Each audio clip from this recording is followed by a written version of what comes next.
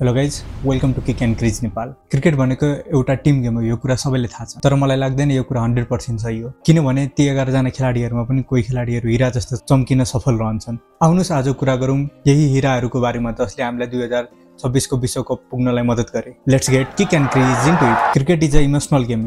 यसमा batting, bowling, fielding मात्रै हुँदैन। यो भनेको एउटा जुनून, जज्बा र प्राइड बोकेको गेम हो। कुरा गरौँ अब हामी हाम्रो देशका शिर उच्च राख्नलाई मद्दत गर्ने 5 वटा खेलाडीहरुको बारे, जसले ICC T20 world cup qualifier हाम्रो एकदमै सहज बनाइदिए र बाटोलाई एकदम सजिलो बनाइदिए र ब्याक टु ब्याक हामी आईसीसी वर्ल्ड कप क्वालिफायरमा क्वालिफाई हुन सकेका छौं र 2 चोटी लगातार अब हामी वर्ल्ड कप खेल्दै छौं। भिडियोलाई अगाडिसम्म हेर्दै जानु होला। म भिडियो सुरु गर्छु नम्बर 5 देखि।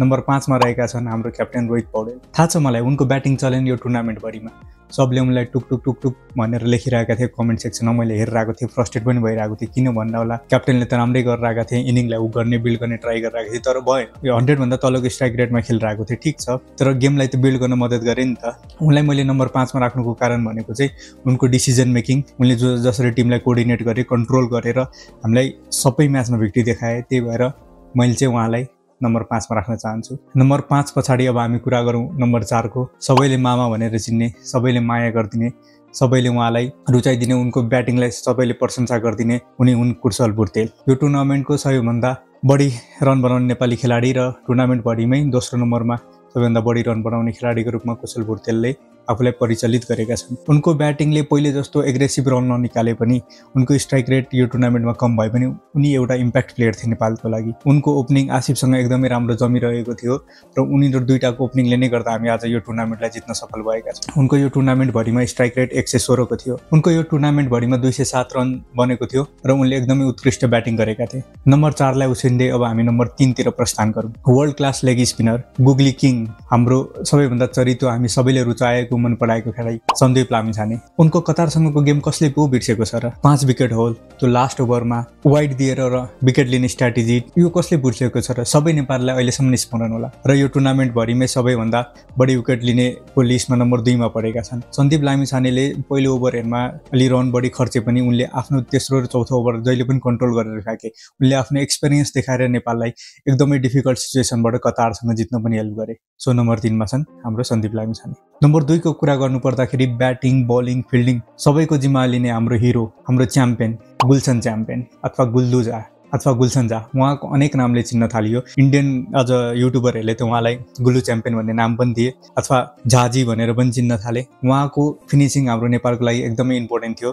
डेथ ओभरमा आएर ब्याटिङ गर्ने, बलिङ गर्ने सबै उनले सम्हालेका थिए। जति बेला हाम्रो रन रेट एकदम कम भएको थियो अथवा हामीलाई रनको जरुरत थियो तब उनले आएर लगातार छक्का चौका प्रहार गरेर 200 भन्दा बढीको स्ट्राइक रेट राखेका थिए। तर लास्ट गेममा चाहिँ सायद उनले अलिकति कम ब्याटिङ गर्न नपाएनन् र एउटा त्योभन्दा अगाडिको गेममा चाहिँ उनले के गरे भन्दाखेरि चाँडो विकेट दिन पुगे र उहाँको स्ट्राइक रेट घटेर 195 पुग्यो।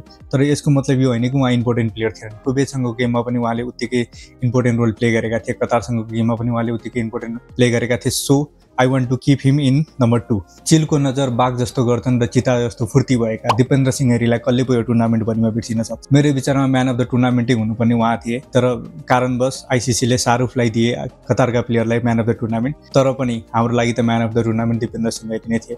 उनको ब्याटिङ त्यति खासै चलेन होला, तर यसको मतलब यो होइन कि उनी खराब थिए। उनी बेस्ट अलराउन्डर थिए नेपालको लागि। उनले फिल्डिङ राम्रो गरे, बलिङ राम्रो गरे। लास्ट ओभरमा युएईसँगको ओभर त कसले बिर्सिन सक्छ होला? त्यो 1 रनको जित यदि उहाँ हुन्थेन भने हाम्रो त्यो जित सम्भव हुन्थेन होला। So I want to keep Dipendra Singh Airee in the number 1 position. किनभनेदेखि उनले लास्टको समूहसँगको गेममा 50 पनि बनाएका थिए। यसले प्रुभ गर्छ उनको ब्याटिङ पनि ठिकठाकै चल्यो भनेर र नेपाललाई चाहिएको बेलामा उनले इनिङ हुक गर्ने काम पनि गरे। मानौँ उनको पहिले जस्तो ब्याटिङ आएन होला, छक्का चौका बर्सेन होला, तर he played a key role in Nepalese team. मेरो हिसाबमा नेपालको लागि टप 5 बेस्ट प्लेयर इनर नै थिए। यदि तपाईहरुको नजरमा कोही मैले छुटाएँ भने अथवा कसैको ठाउँमा रिप्लेस गर्न चाहनुहुन्छ भने तलपट्टि कमेन्टमा कमेन्ट गर्न सक्नुहुन्छ। आजको भिडियो तपाईहरुलाई कस्तो लाग्यो कृपया लाइक, शेयर एन्ड सब्स्क्राइब गर्न नबिर्सिनु होला। It's me Asmit signing off. जय नेपाल, नमस्ते।